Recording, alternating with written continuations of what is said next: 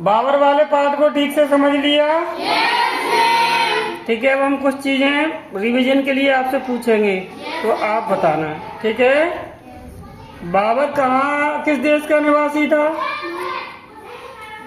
देश पता है किसी को? कोई बात नहीं है।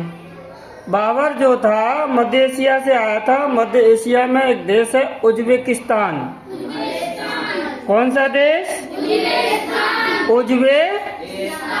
उज्बेकिस्तान। ठीक है, वहाँ एक छोटी सी उसकी रियासत थी,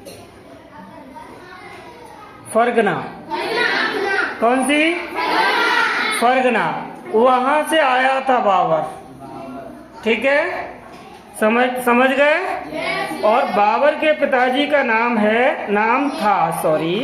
बाबर के पिताजी का नाम था, हाँ तुम बताओ। गलत। उमर शेख मिर्जा। ठीक है, बैठो। सही आए तभी बताओ, रिवीजन ही कराने, कोई दिक्कत नहीं है। उमर शेख मिर्जा। अनुष्का सही से बैठो। अच्छा, एक सवाल और पूछती हूँ मैं, जिसको भी आता हो वही बताए। बाबर को भारत पर आक्रमण करने के लिए किसने बुलाया? हाथ ऊपर करना केवल। बाबर को, हाँ, पंजाब का गवर्नर था। नाम बताओ उसका। ठीक है, कोई बात नहीं है। पंजाब के गवर्नर दौलत खान लोधी ने। समझ गए? भारत पर आक्रमण करने के लिए बाबर को पंजाब के गवर्नर दौलत खान लोधी ने बुलाया था। ठीक है, इब्राहिम लोधी के खिलाफ। समझ गए? इब्राहिम लोधी के खिलाफ। तो पानीपत में पहला युद्ध हुआ था 1526 में, बाबर और इब्राहिम लोधी के बीच में। समझ गए? हाँ, और इसमें इब्राहिम लोधी मारा गया था। ठीक है, फालतू नहीं चिल्लाना, आता हो तो ही बोलो। ठीक। और बाबर ने इब्राहिम लोधी के मरने के बाद भारत में अपना साम्राज्य स्थापित किया, मुगल वंश की नींव रखी। समझ गए? हाँ, और बाबर ने हर साल युद्ध लड़े। 1526 में पानीपत का प्रथम युद्ध। ठीक है, ये तो बता ही दिया, इब्राहिम लोधी के खिलाफ हुआ था ये।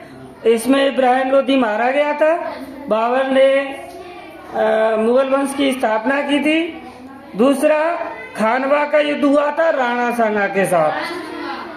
ठीक है, इसमें भी बाबर की जीत हुई। ठीक। तीसरा युद्ध आपकी किताब में दिया हुआ है चंदेरी का युद्ध। ठीक है, ये मेदिनी राय के खिलाफ हुआ था। ठीक है, मेदिनी राय को इसमें पराजित होना पड़ा था। और एक हुआ था 1529 में। ठीक, घाघरा का युद्ध। तो आपके हैं कितने इसमें दिए हुए हैं? 4।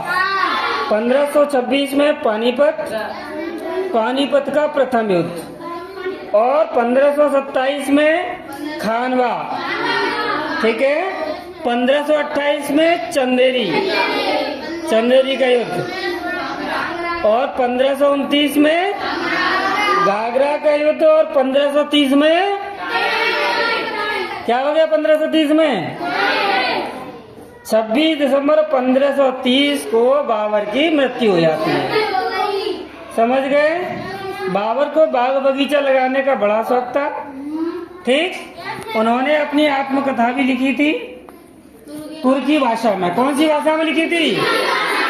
तुर्की भाषा में। नाम था तुझ-ए-बाबरी। बाबर की आत्मकथा जो बाबर ने खुद लिखी थी तुर्की भाषा में, उसका नाम था तुझ-ए-बाबरी। ठीक है, इसी तुझ-ए-बाबरी नाम की किताब को फारसी भाषा में अब्दुल रहीम खान खाना ने लिखा और नाम रखा बाबरनामा। समझ गए?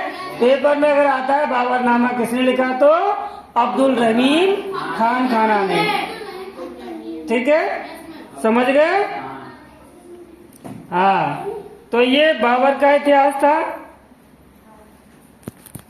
सबको समझ आ गया? Very good.